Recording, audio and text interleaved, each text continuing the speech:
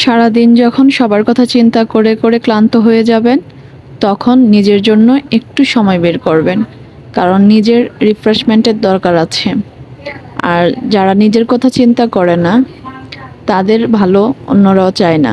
আপনি যেমন সবার কথা চিন্তা করে করে নিজেকে শেষ করে দিচ্ছেন, ঠিক সবাই চাইবে আপনি যেন শেষ হয়ে যান।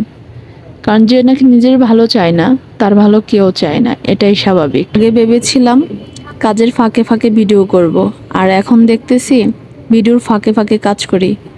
একটা সময় ছিল ক্যামেরা হাতে নিলেই মানে আনইজি ফিল হতো, বা একটা ছবি তুললেও আনইজি ফিল হতো। আর এখন কন্টেন্ট বানাইতে বানাইতে এমন অবস্থা হয়েছে, মানে যেখানেই যাই ভিডিও করতেই হবে। এই যে রিক্সায় বসে আছি, তাও ভিডিও করতে হবে। আর সবসময় আমি করি কি, একবার অনেকগুলো ভিডিও করে রাখি, যার কারণে আমি যখন সময় পাই তখন এগুলাকে এডিট করি। কারণ এডিট করাও একটা সময় লাগে, হিউজ পরিমাণ সময় যায় হচ্ছে এডিট করার পিছনে। কারণ এডিট করতে কিন্তু অনেক বেশি সময় লাগে, কিন্তু ভিডিও করতে কিন্তু এত বেশি সময় লাগে না। ভালো একটা প্লেস যদি হয়, তাহলে কিন্তু খুব সুন্দর করে ভিডিওটা করা যায়। রিসেন্টলি কিন্তু ফেসবুকের অনেক বেশি আপডেট চলতেছে।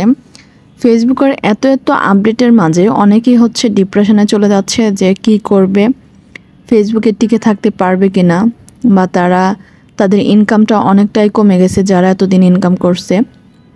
তবে রিলস এবং টেক্সট, আদার্স যে পিকচার বা হচ্ছে টেক্সট থেকে ইনকাম দিত, সেটা বন্ধ রেখেছে ফেসবুক। আর রিলসের ইনকামটা অনেক বেশি কমিয়ে দিয়েছে। তবে লং ভিডিওতে কিন্তু ঠিকই আগের মতো দিচ্ছে ইনকামটা। তো আমার মনে হচ্ছে ফেসবুক মনে হয় আগের ভার্সনেই চলে যাবে। মানে আপনাকে মাল্টিপল যে কন্টেন্ট আছে সেটা নিয়ে কাজ করতে হবে। মাল্টিপল কন্টেন্ট বলতে আপনাকে text, picture, long video, short video সব নিয়ে কাজ করতে হবে।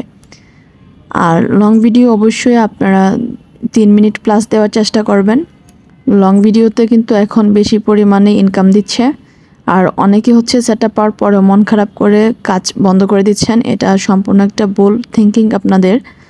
কারণ হচ্ছে আজ নয় কাল কিন্তু আপনাদের ইনকামটা হবে, হয়তো বা কম বা বেশি, কিন্তু যখন ইনকাম দেওয়া শুরু করবে তখন কিন্তু আপনারা বেশি পরিমাণে আফসোস করবেন। তো আমি বলবো কাজ করে যান কন্টিনিউ, হতাশ হওয়ার কিছু নেই। আর এটা হচ্ছে মানুষ, আমরা যারা করি, এটা কিন্তু পার্ট টাইম হিসেবে একটা জবই ধরে নিতে পারেন। তো আপনি ইচ্ছে করলে একটা জব ছেড়ে দিবেন না, বা হচ্ছে কিছু পাওয়া না পাওয়া পরে হিসাব। আপনার যে ভালো লাগাটা, সে ভালো লাগার দিক থেকে হলেও কাজ করে যাবেন। কারণ হচ্ছে আপনি একটা জিনিস দেখেন, আমরা কিন্তু আমাদের অনেক সময় অপচয় করি। সে অনেক সময় অপচয়ের ভিতরে যদি আমরা নিজেদের জন্য কিছু কন্টেন্ট তৈরি করে রাখি এবং সেটা সময় মতো পাবলিশ করি, এটা আমি মনে করি না আপনার লাইফ থেকে অনেক বেশি সময় নষ্ট হয়ে যাচ্ছে।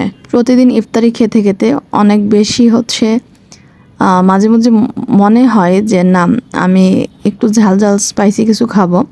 তখনই নানা গ্রিল নিয়ে আসলাম। আর আমার ছেলে দেখেন কত টুকটুক করে একটু একটু করে সালাদ দিয়ে খাচ্ছিল। ও তো ঝাল খেতে পারে না তেমন একটা। আর এই টমেটো সালাডটা আমার সবচেয়ে বেশি ফেভারিট। আর এখানে হচ্ছে আমি মাংস কষিয়ে রান্না করেছি, কারণ হচ্ছে সেহরির সময় এত কিছু দিয়ে কিন্তু খাওয়া যায় না, বা মাংসও খাওয়া যায় না। তবে আমি এটা সম্পূর্ণ কাঁচামরিচ দিয়ে রান্না করেছি, হেলদি টাইপের। কারণ শুকনো গুঁড়ামরিচ যদি ইউজ করি তাহলে অনেক বেশি অ্যাসিডিটি হয়, যার কারণে আমি এইভাবে রান্না করলাম। আর এটা খেতে এত বেশি টেস্ট হয়েছিল, মানে অন্যান্য সকল খাবার থেকে এটা আমার কাছে সবচেয়ে বেশি ইয়াম্মি মনে হয়েছে।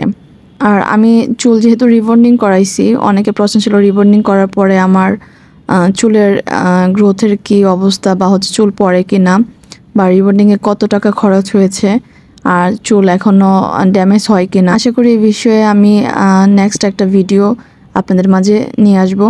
তো সবাই ভালো থাকবেন, সুস্থ থাকবেন। আল্লাহ হাফেজ।